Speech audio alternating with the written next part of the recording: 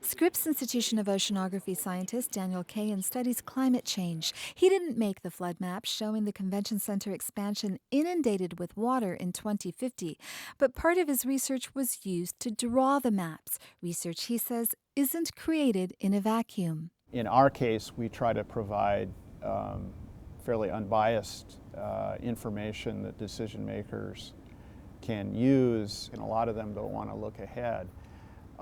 So I think there's an obligation for scientists to raise these flags and provide information. So far, two key agencies, the Port District and the City of San Diego, haven't done much with the information in the maps as they relate to the convention center expansion.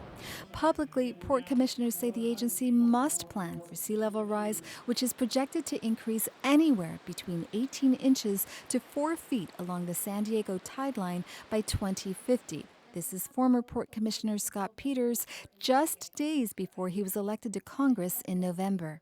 Look, if we're going to make an investment like this on our waterfront, we need to be ready for sea level rise. It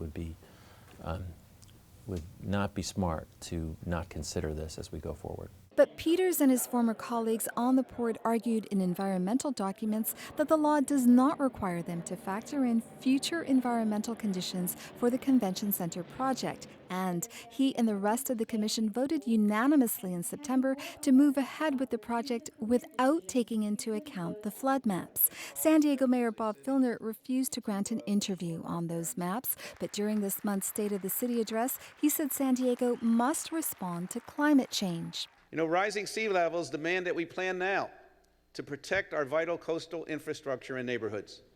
I don't think we're going to save our beaches by continuing to put our heads in the sand.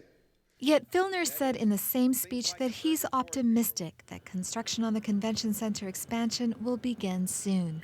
Optimism aside, there is no guarantee that will happen. Before the California Coastal Commission votes on the project, sea level rise is likely to come up. Commission planner Diana Lilly says she's aware of the maps and doesn't think they should be dismissed. She said, quote, "We certainly are concerned about the issue of sea level rise and how it affects the convention center expansion.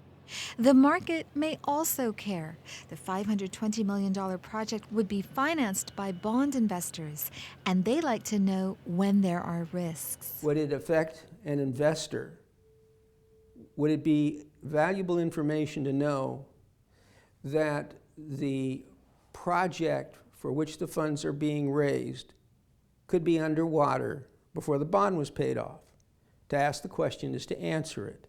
Okay, yes, that should be disclosed. Gary Aguirre is a securities attorney in San Diego. He says the city can be clever about what it reveals. So what are you going to have to do? You're going to have to say, there is this risk. You may marginalize it in some way, but it has to be accurately presented. And then you have to say, and we have a reserve to cover that.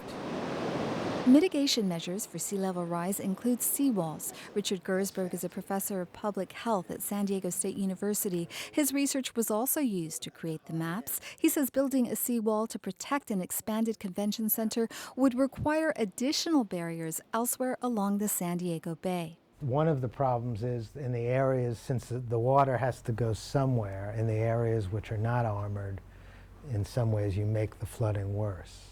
So if we armor downtown San Diego, but we don't armor Coronado and don't armor the Midway Sports Arena area, the flooding might in fact get worse in those areas or in Chula Vista. What's more, seawalls run into the hundreds of millions of dollars. Scripps researcher Daniel Kahan says there is little doubt the sea will rise in the near future. The Earth is warming, ocean water is expanding thermally, and the ground-based ice stocks on Earth, Greenland, Antarctica are primary there, are melting.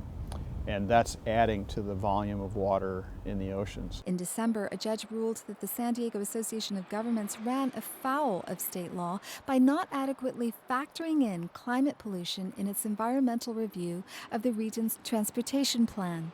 The ruling followed a lawsuit filed in part by the Sierra Club. Sierra Club activist Masada Dissenhouse says the group may get involved in the convention center expansion project if governmental agencies ultimately fail to pay heed to sea level rise predictions. We should be looking at, what sea level rise is going to mean for the buildings that exist there now. Amita Sharma, KPBS News.